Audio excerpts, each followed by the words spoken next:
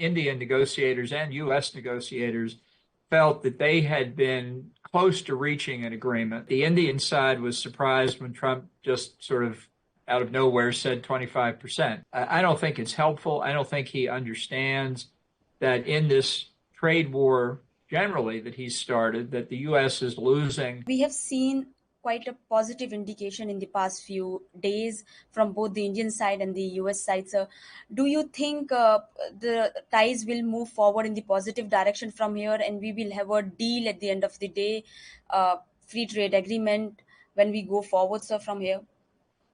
Right. Well, I think where the negotiations are going to start is on the other part of the 50% tariff, the 25% that was imposed unilaterally by Trump. Now, my understanding is that Indian negotiators and U.S. negotiators felt that they had been close to reaching an agreement, and that the Indian side was surprised when Trump just sort of out of nowhere said 25%. And again, I can understand the feeling, but it seems to me that the two sides are not that far apart, that continued negotiations will lead to agreement, and that I hope to try and look for the silver lining in this cloud, that it also then leads to further discussions, not about tariff levels, but about how to eliminate the tariffs and how to open up markets in both countries, because I think closer economic cooperation is in both countries' interest.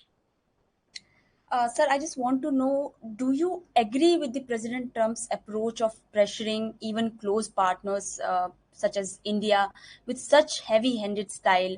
Because at one point the relationship seemed to hit a very rough patch with no clear off-ramp in sight, though things have improved. But how do you assess his strategy, and is it worthwhile in the long term, sir?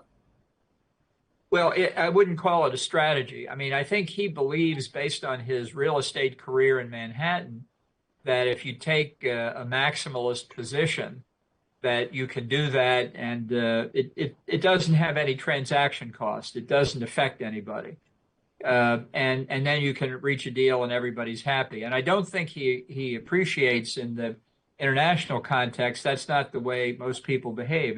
It's okay to take a maximalist position, but he does it more for the theatrical performance aspect of it, for the domestic political reaction, than because of a strategic approach to relations between India and the United States, or even a strategic approach to a particular negotiation.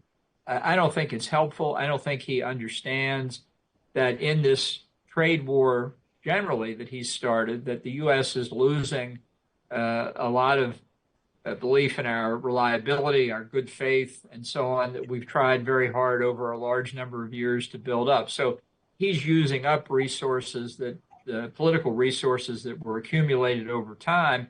That can be fixed, but I think it's a self-inflicted wound. I think it was unnecessary. If we want fewer tariffs, fewer non-tariff barriers between Indian and American trade, let's see if we can't talk about it and reach agreement on it.